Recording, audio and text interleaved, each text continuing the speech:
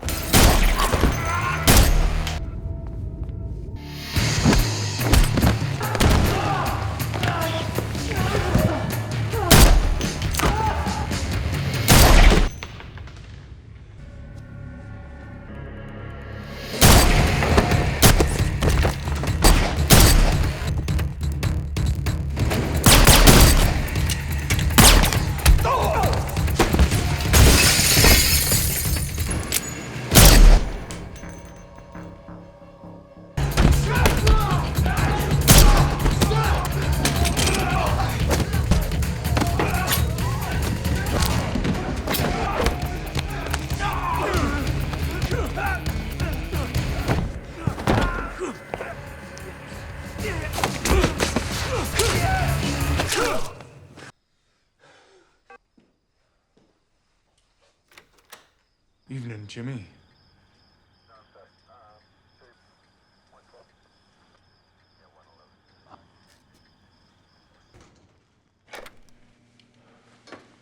Oh, wait, that's right.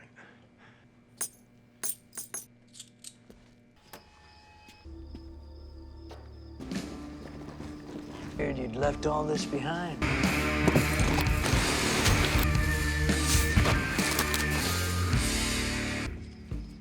Will I be hearing from John?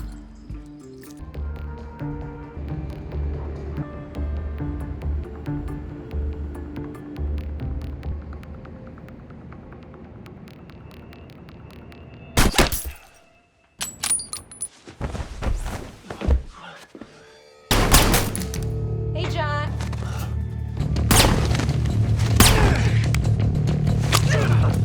Hotel rules.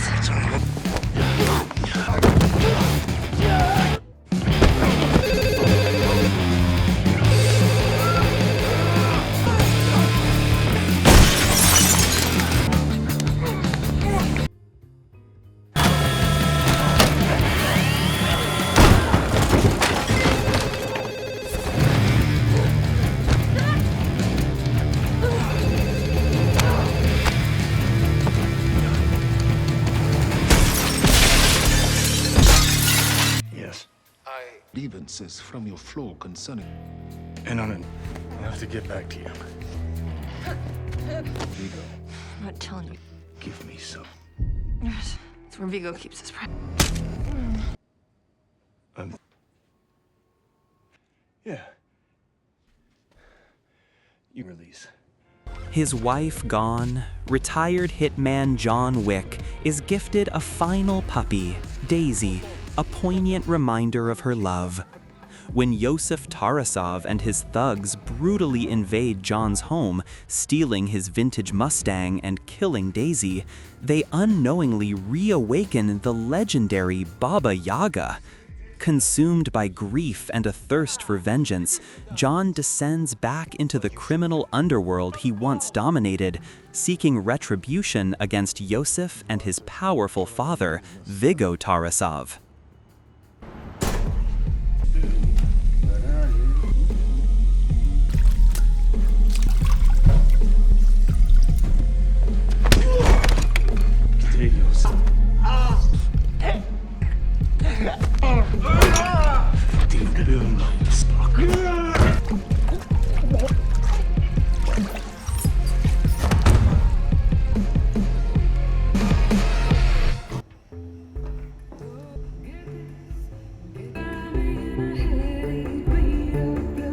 Второй этаж. Статус. Da.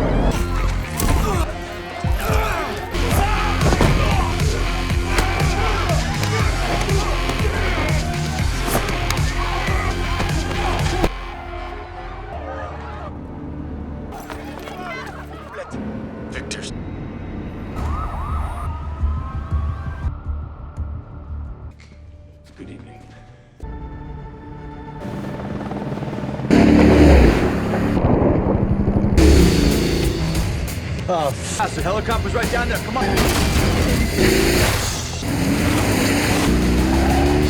A gun. Who's got a gun?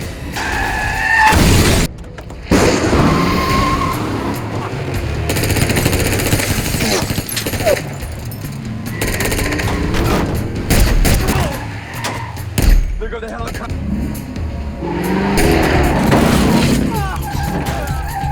I need a gun. Push it. English, please. Russian cocksucker.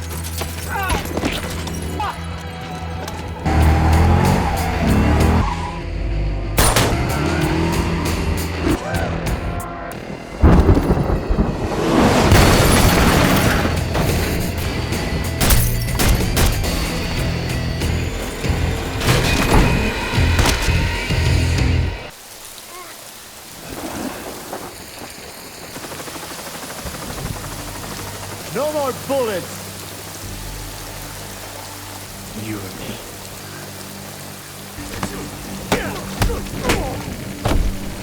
We were professionals!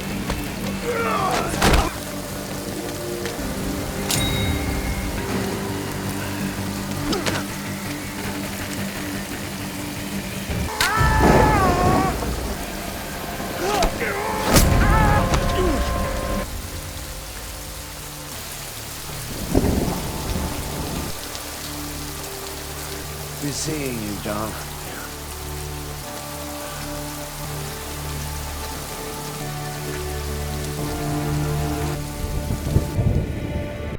Come on, John.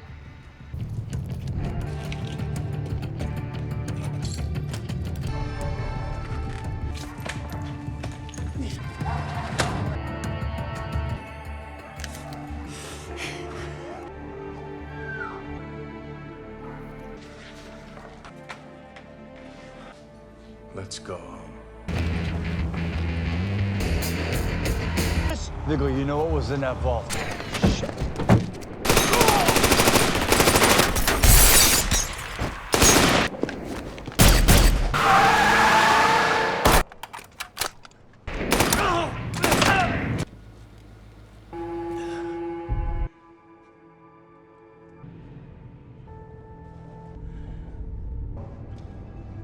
The short.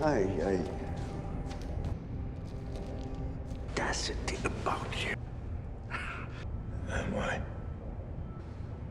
Time was in that vault. It's physical evidence.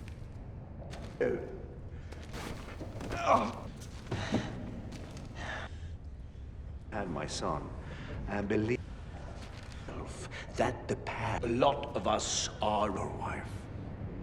Life. You first, you and I. Okay. John Wick. Just the fucking car, just Doorstep of foe. me. Really had an answer for your son!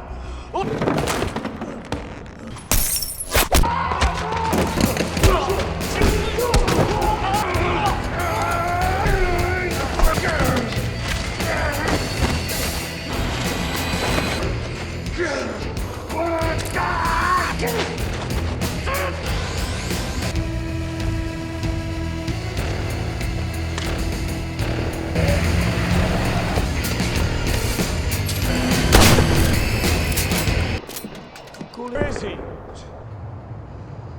Pull the contract.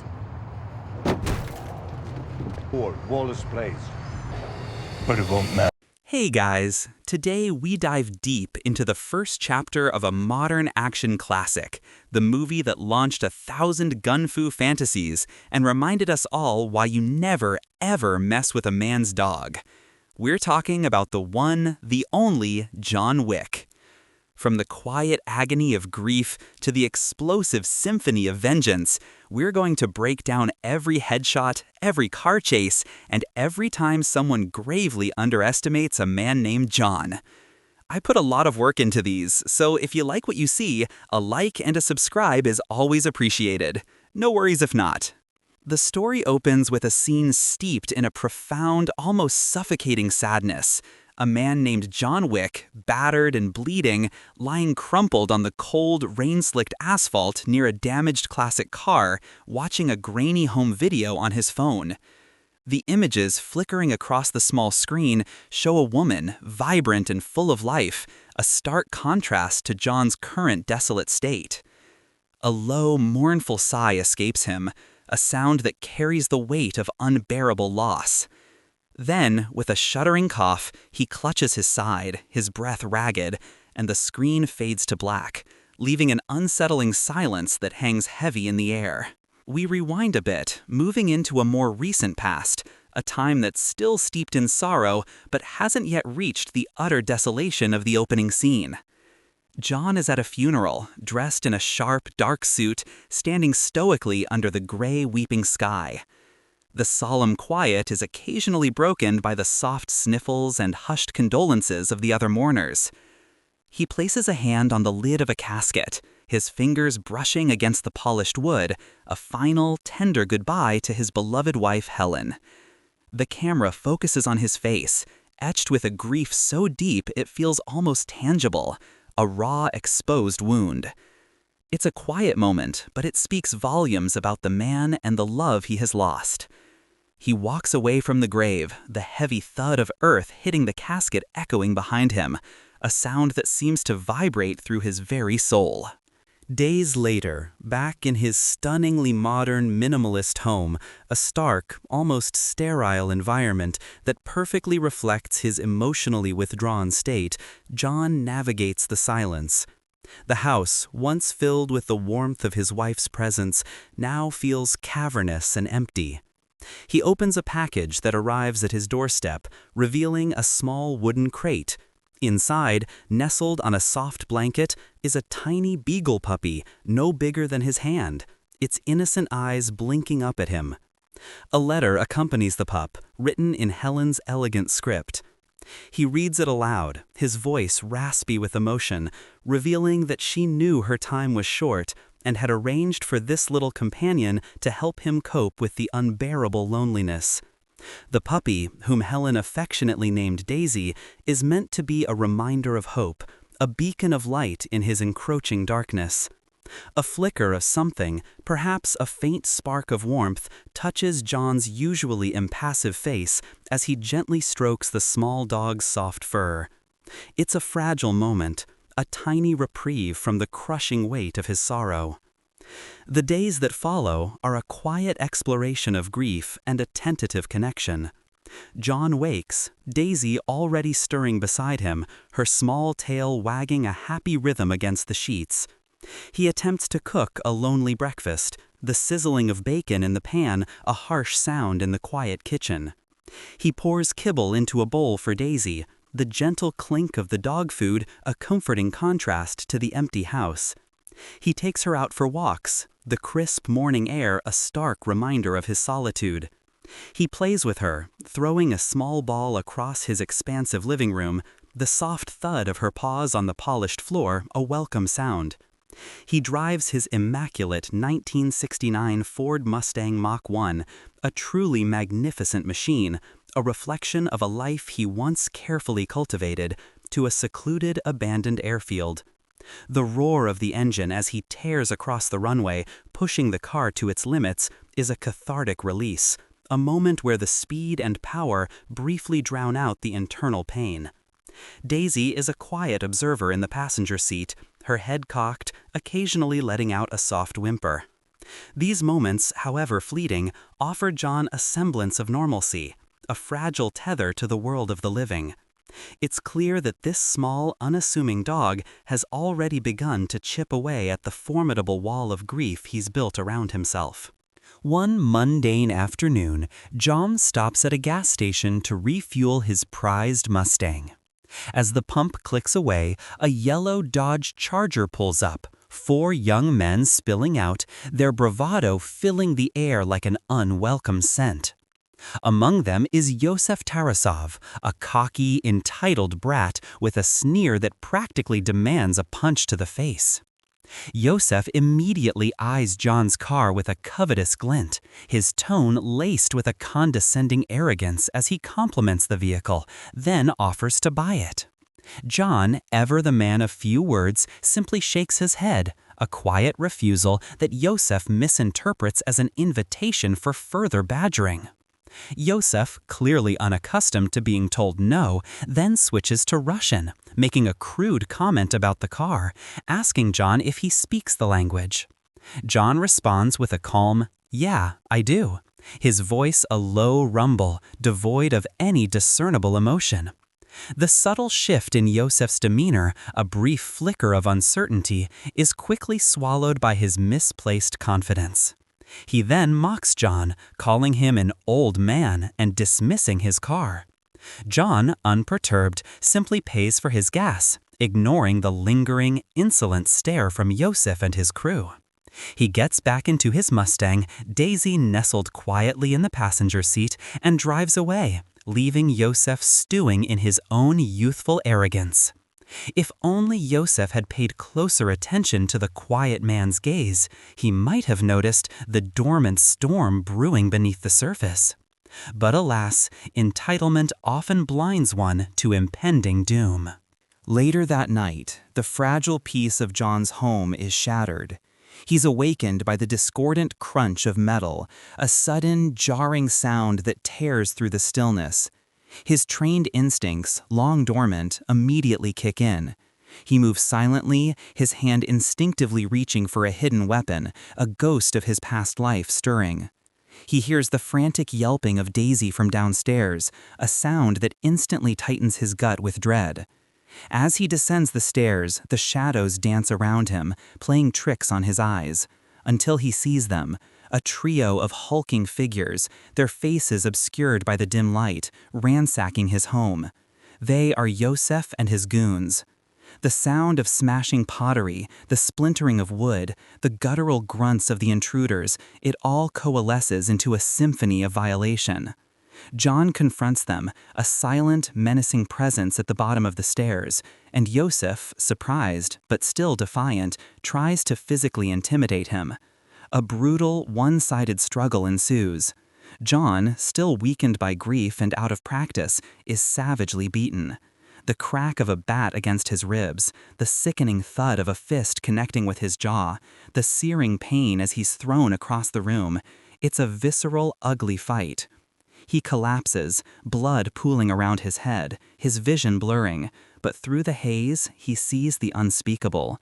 One of Yosef's thugs delivers a vicious kick to Daisy's small, whimpering body. The sickening thud, the choked yelp, and then silence. Daisy, the last tangible link to Helen, is gone. They then drag John, barely conscious, into his garage, forcibly take the keys to his Mustang, start the engine with a guttural roar, and drive away, leaving him bleeding on the cold garage floor. When John finally awakens, his head throbbing, his body aching with a pain that goes far beyond the physical, he finds Daisy's lifeless body wrapped in a blanket beside him. The raw, primal scream that escapes his lips is not just for the dog, but for Helen, for his stolen peace, for the utter desecration of his last refuge. It's a sound of pure, unadulterated agony, a guttural cry of a man pushed beyond his breaking point. The quiet, grieving widower is gone. In his place, a storm of righteous fury begins to brew. The camera pans slowly across his scarred hands, clenching and unclenching, a silent promise of the violence to come. The next sequence is a methodical, almost ritualistic reawakening. John's movements are deliberate, purposeful, each action a step back into a world he had painstakingly tried to leave behind. He walks into his garage, the memory of Daisy's last breath still a fresh wound. He takes a sledgehammer and begins to meticulously break apart the concrete floor of his garage, the rhythmic clang of metal against stone echoing in the hollow space. With each swing, the physical labor seems to ground him, channeling his grief into a focused rage. Beneath the floor, buried deep, he unearths a forgotten treasure chest. This isn't just a box, it's a Pandora's box of his past. Inside, nestled among stacks of crisp gold coins, are various weapons, an array of pistols, assault rifles, knives, and even a heavy shotgun, all meticulously maintained and gleaming faintly in the dim light. He handles them with a practiced ease, his fingers tracing the cold metal, a muscle memory returning. He then visits a bespoke tailor, a specialist named Angelo. The conversation is brief, professional, almost cryptic.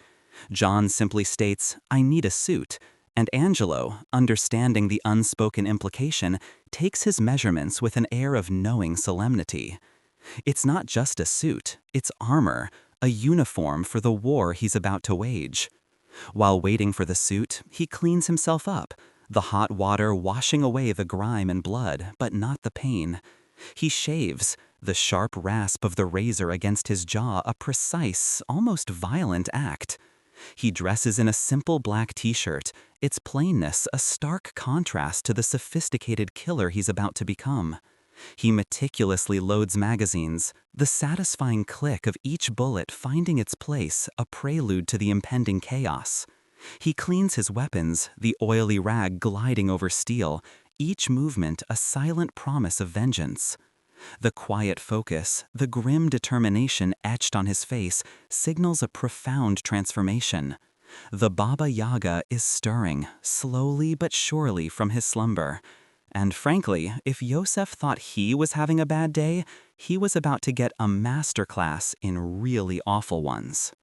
John then drives his battered Mustang, retrieved somehow off-screen, a testament to his enduring capabilities, perhaps he had a spare key, to Aurelio's chop shop. Aurelio, a burly, no-nonsense mechanic, immediately recognizes the vehicle, and more importantly, the man behind the wheel. The car is severely damaged, a symbol of the violation John endured. Aurelio, seeing the state of the car and the grim set of John's jaw, already knows what happened. He delivers a terse, "How'd it happen?" John's reply is short, clipped.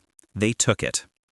Aurelio then explains that Yosef, Viggo Tarasov's son, brought the car in for some modifications, demanding a new paint job and parts.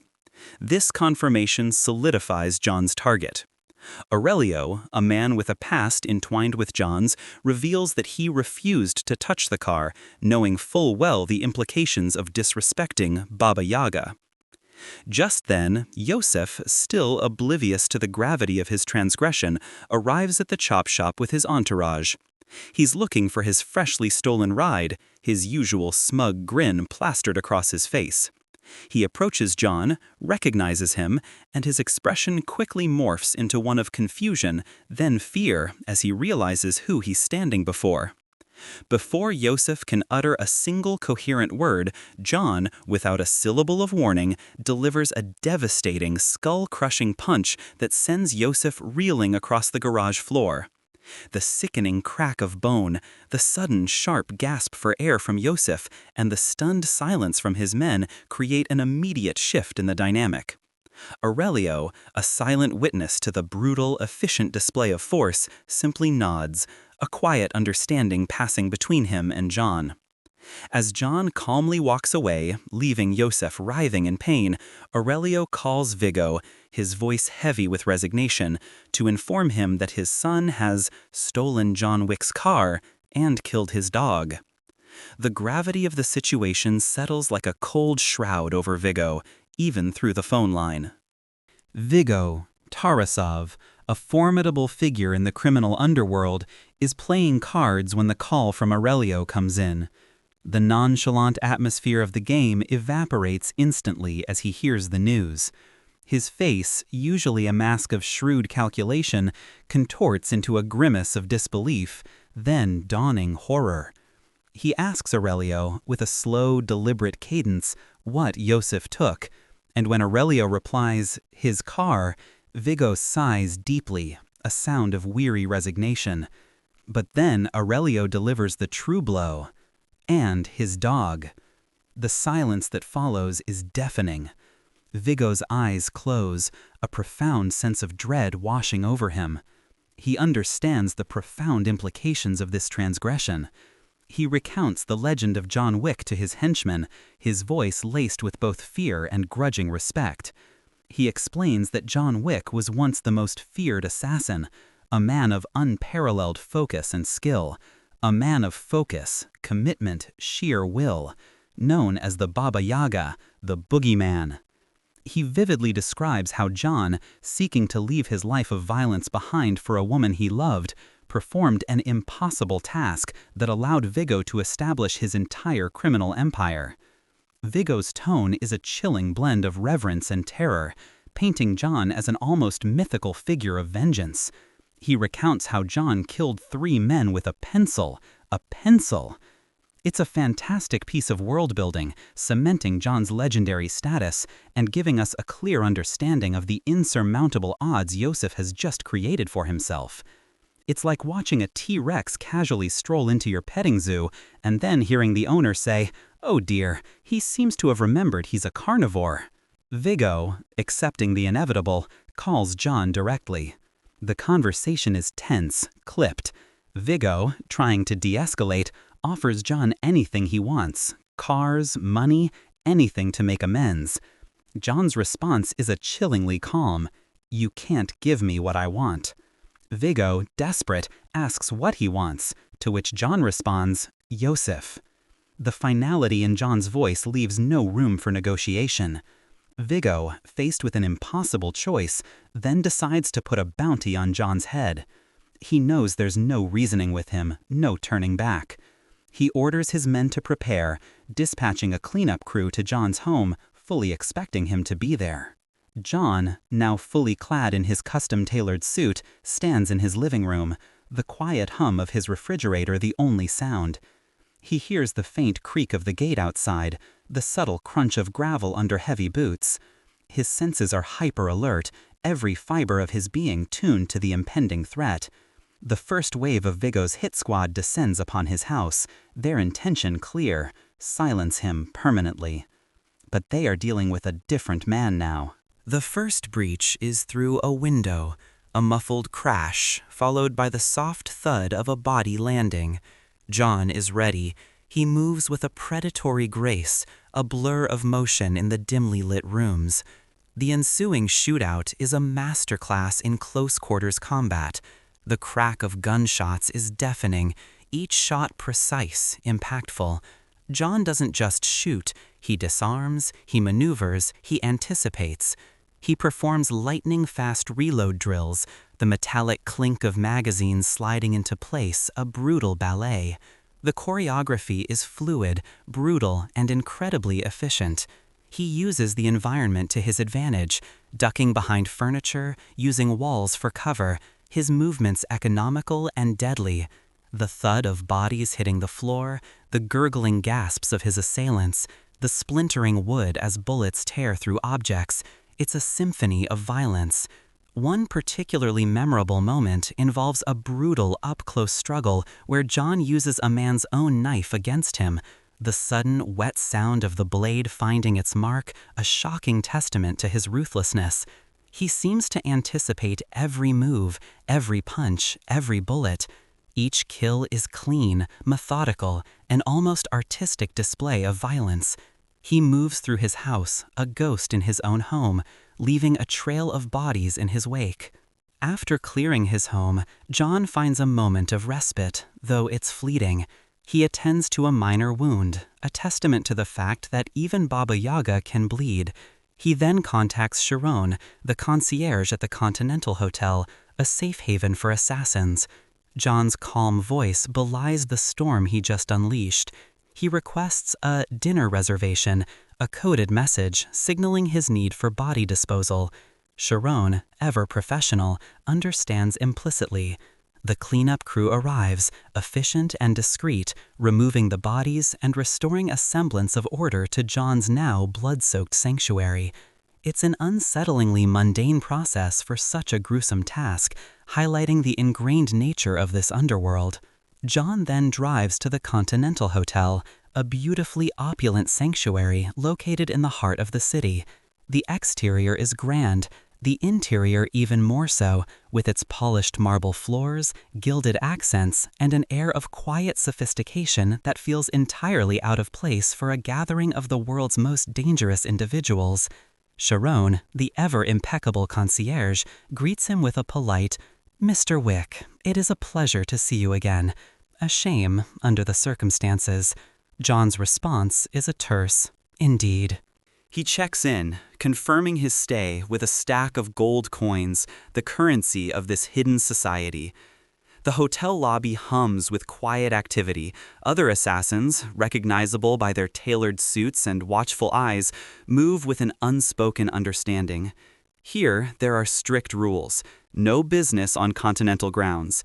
It's a neutral zone, a temporary truce in a world of constant conflict.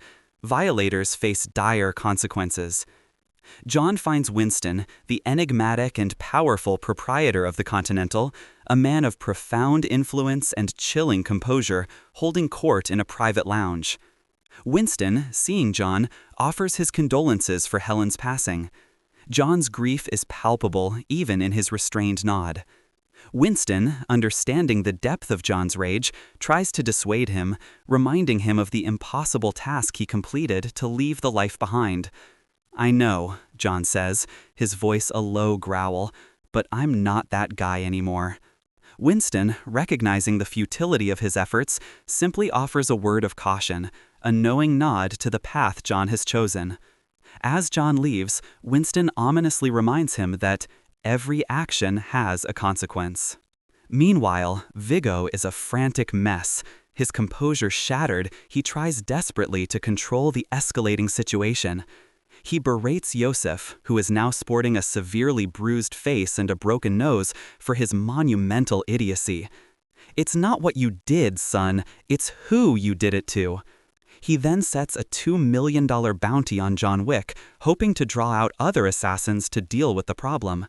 This bounty spreads like wildfire through the underworld, reaching the ears of every contract killer worth their salt, turning John into the most wanted man in the city. One such assassin is Miss Perkins, a ruthlessly efficient, cold-blooded killer. She receives the bounty notification, a glint of predatory interest in her eyes. Her immediate thought is to secure the reward, but she also eyes the unique opportunity presented by John Wick's presence at the Continental, a place where rules are usually sacrosanct. Oh, Perkins, my dear, you're about to learn that rules exist for a reason, and Winston is not a man to be trifled with. John, using his old contacts, gets a tip about Yosef's location, the Red Circle, a notorious Russian nightclub.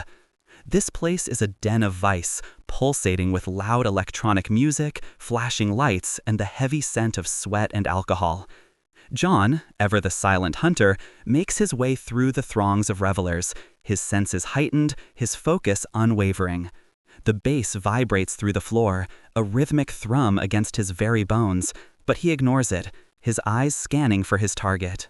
The sequence at the Red Circle is an extended, beautifully choreographed ballet of violence. John moves through the club like a force of nature, a dark silhouette against the strobe lights. The first confrontation happens almost immediately. 2 heavily armed guards block his path. John, without a moment's hesitation, dispatches them with lightning speed and brutal efficiency. The crack of his pistol is almost lost in the booming music, but the thud of bodies hitting the floor is unmistakable. He navigates a stairwell, a narrow, confined space, expertly using his pistol for precise headshots, the muzzle flashes briefly illuminating the grim determination on his face. The screams of terrified clubgoers are a secondary soundtrack to the gunfire. He enters the main club area, a chaotic landscape of flashing lights and thrashing bodies. He's like a shark in a school of fish, cutting through the noise and confusion. He engages multiple targets simultaneously, using judo throws, quick disarms, and his signature gun-fu style, a blend of martial arts and tactical shooting. Each shot is calculated, each punch delivered with devastating force. The sound design here is brilliant. The thud of a punch, the muffled whump of a suppressed shot, the sickening crunch of a kneecap breaking, all somehow cut through the overwhelming throb of the music. He uses the columns for cover, the shadows for concealment, always moving, always advancing. This is where we truly see the legendary Baba Yaga in full, terrifying action. He's not just a killer, he's an artist of death. He finds Yosef in the VIP section, surrounded by bodyguards. A tense standoff ensues. Yosef, still arrogant, still defiant, tries to make a run for it. John pursues him relentlessly, leaving a trail of fallen guards in his wake. The fight spills into the club's bathhouse, a visually stunning environment of steam, tile, and dimly lit pools. The sound of water splashing, the echoing gunshots, and the muffled grunts of effort create a surreal atmosphere. John is soaked, but his movements remain fluid and deadly. He cornered Yosef in the sauna, the intense heat radiating off the walls. Yosef, utterly terrified now, begs for his life. John, his face a mask of cold fury, simply looks at him, raises his pistol, and fires, ending the pathetic life of the boy who stole his peace. It's a swift, brutal end, devoid of grand speeches, driven purely by raw, focused vengeance.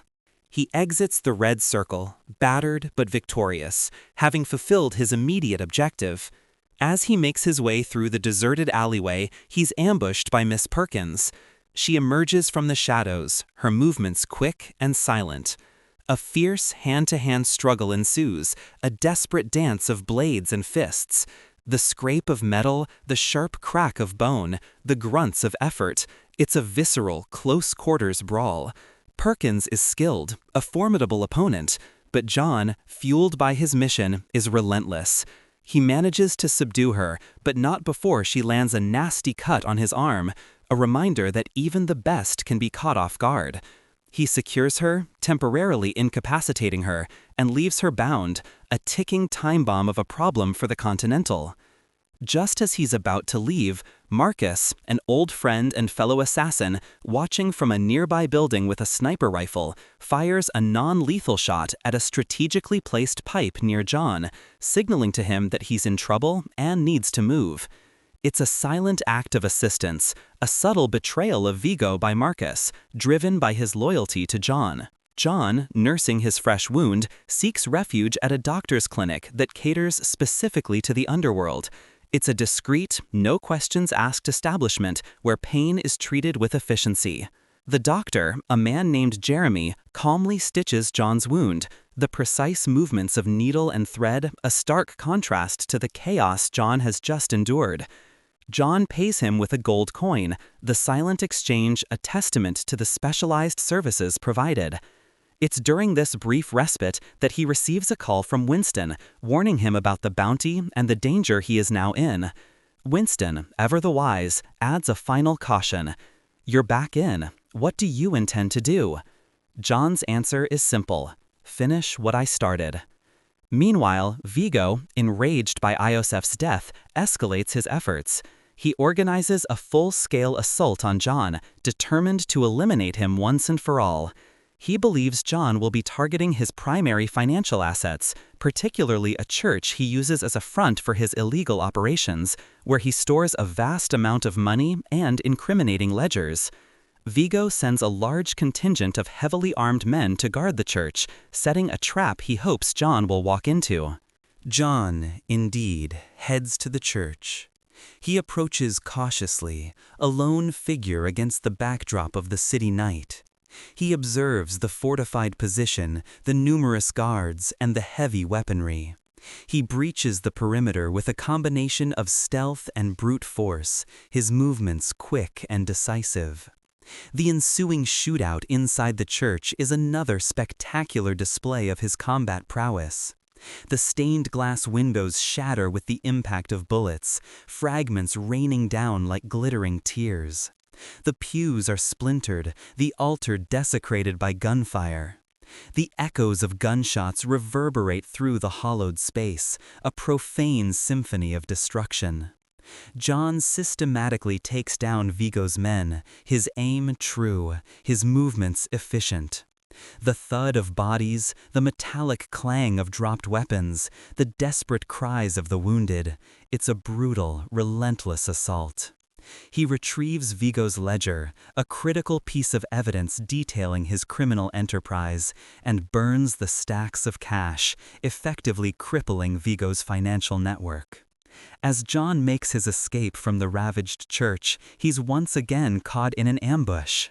Vigo, having anticipated John's moves, has set another trap. John is cornered, outnumbered, and overwhelmed. Just as he's about to be killed, Marcus, positioned high above in a building across the street, intervenes once more. He takes out several of Vigo's men with precise, long-range sniper shots, creating an opening for John to escape. John, battered and bruised, manages to fight his way out, leaving the church a smoldering ruin. He now knows Marcus is looking out for him, a quiet ally in his bloody quest. John, having successfully decimated Vigo's financial stronghold, decides to confront Vigo directly. He tracks Vigo down to his heavily guarded compound, a fortress of a building. He launches a solo assault, breaching the defenses with his signature blend of stealth and overwhelming force. The fight inside the compound is a tense, brutal affair. John systematically takes down Vigo's personal bodyguards, each a trained pillar, but none a match for his focused rage. The sounds of breaking glass, splintering wood, and rapid gunfire fill the air.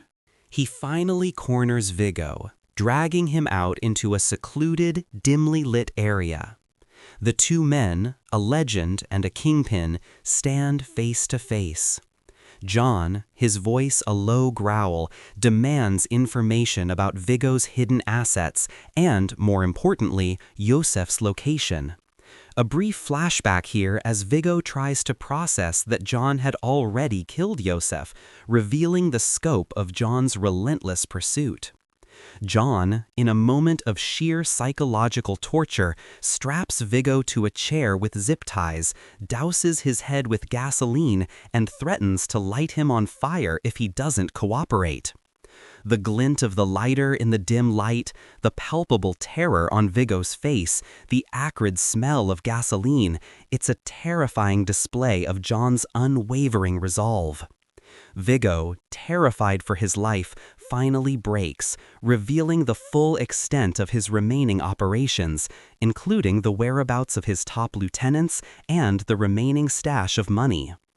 John, satisfied with the information, doesn't light the lighter, but leaves Vigo humiliated and broken.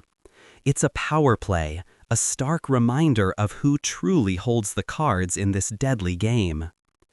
With the information extracted from Vigo, John proceeds to systematically dismantle Vigo's remaining empire. He raids several of Vigo's safe houses and operations, turning them into scenes of utter devastation. The sounds of gunfire, explosions, and shattered glass become a common motif in his relentless rampage. Each location is left in ruins, the bodies of Vigo's men strewn about, a testament to John's unyielding vengeance. He leaves no stone unturned, no corner unchecked, ensuring that Vigo's power base is utterly shattered. During this methodical destruction, Vigo receives word that Miss Perkins, the assassin who violated the Continental's rules by attempting to kill John on its grounds, has been apprehended. Vigo, ever the opportunist, tries to leverage this. He offers to reveal John's whereabouts to Winston in exchange for Perkins, seeing her as a valuable asset. Winston, however, is a man of principle and strict adherence to the rules of the Continental. The scene shifts to the elegant, hushed halls of the Continental. Miss Perkins, bound and gagged, is brought before Winston. Winston, his face a mask of cold judgment, calmly explains the rules of the Continental. No business on Continental grounds. Perkins, even in her dire situation, tries to bluster, to negotiate, but Winston is unyielding. He states that the punishment for such a transgression is immediate and severe. Charon, the concierge, and another Continental operative stand by, silent enforcers of the hotel's ancient code. Winston then nods subtly, and the operatives, without a word, raise their silenced pistols and execute Perkins with a swift, brutal efficiency. The muffled thud of the shots, the sudden collapse of her body, and the immediate, chilling silence that follows serve as a stark reminder of the unforgiving nature of the underworld and the absolute authority of the Continental. Winston then nods subtly, and the operatives, without a word, raise their silenced pistols and execute Perkins with a swift, brutal efficiency. Viggo, enraged by the execution of Perkins and the complete destruction of his empire, decides on one last desperate act. He stages an escape, preparing to board a private helicopter from a secluded dockyard. He takes his remaining loyal men, determined to flee the city and start anew, away from the wrath of John Wick. He believes he can escape John's grasp, but he severely underestimates John's unwavering resolve. John, having received a final cryptic tip from Marcus about Viggo's escape plan, makes his way to the docks. He arrives just as Viggo is about to board the helicopter. The dockyard is a bleak industrial landscape with towering shipping containers and the metallic clanking of machinery in the distance. John emerges from the shadows, a singular, determined figure. Viggo, seeing John, finally understands the futility of his efforts. This isn't just a man, it's an avenging force of nature. A final, brutal confrontation ensues. John engages Viggo's remaining men in a fierce, chaotic battle on the docks. The sounds of gunfire echo off the metal containers, creating a cacophony of violence. John, despite his cumulative injuries, fights with a renewed ferocity. He uses the environment, scaling containers, ducking behind obstacles, his movements precise and deadly. He moves closer and closer to Viggo, dispatching each guard with a ruthless efficiency that borders on supernatural. The fight is a whirlwind of punches, kicks, and gunshots, ending with John taking down Viggo's final line of defense. He finally reaches Viggo, who is now completely alone, stripped of his power and protection. Viggo, in a desperate attempt, takes a broken bottle and lunges at John. A vicious, close-quarter struggle ensues, a raw, primal fight for survival. The metallic clink of the bottle, the strained grunts of the two men, the heavy thuds of their bodies connecting, it's a brutal, messy brawl. John, though injured, manages to disarm Viggo, but Viggo, in a final act of spite, stabs John with a small knife, plunging it into his side. John, roaring in pain, uses his last ounce of strength to overpower Viggo, delivering a fatal blow. Viggo falls to the ground, his eyes wide with a mixture of fear and grudging respect, his life ebbing away on the cold concrete. John, bleeding heavily from the stab wound, stumbles away from Viggo's lifeless body. The adrenaline begins to wear off, replaced by a searing pain. He collapses against a metal container, his strength failing him. He clutches his side, his breath coming in ragged gasps. The rain begins to fall, a cleansing deluge, washing away the blood and the lingering scent of gunpowder. He drags himself slowly, painfully, towards an animal shelter, his vision blurring. He breaks in, his movements slow and deliberate, and finds a cage housing a pit bull puppy. The puppy, a small, scared creature, looks up at him with innocent eyes. John, his voice raspy, offers a few words of comfort to the dog. He rips a piece of his blood-stained shirt, fashions a makeshift bandage for his wound, and then, with newfound purpose, gently picks up the puppy. He cradles the small dog in his arms, the warmth of the animal a stark contrast to the cold emptiness he has felt since Helen and Daisy were taken from him. He names the dog, though the name is unspoken, a silent promise of a new beginning. He walks out of the shelter, the puppy nestled against his chest, a beacon of hope in the gray dawn. He climbs into his battered Mustang, the broken windshield a symbol of his journey, and drives off into the sunrise, battered but not broken, a survivor once more. The final shot is John, driving away with his new companion, a quiet, almost peaceful moment after the storm, leaving us to ponder the path he will now choose. Will he find peace, or is this just the calm before the next storm? Only time and a few more glorious sequels would tell. And so, John's journey through the depths of his own grief and the brutal underworld comes to a close. His path, initially paved with the crushing weight of loss, transformed into a relentless torrent of vengeance, ultimately leading him back to a flicker of hope. This tale reminds us that even in the darkest valleys, even after traversing a landscape of despair and violence, the capacity for connection, for finding a new purpose in the fragile warmth of companionship, remains. It's a testament to resilience, a quiet acknowledgement that the human spirit, however battered, yearns for something to protect, something to love. John Wick isn't just an action movie, it's a masterclass in elegant, efficient storytelling wrapped in a stylish, visceral package. The film expertly blends balletic violence with a surprising amount of emotional depth, creating a truly iconic character. It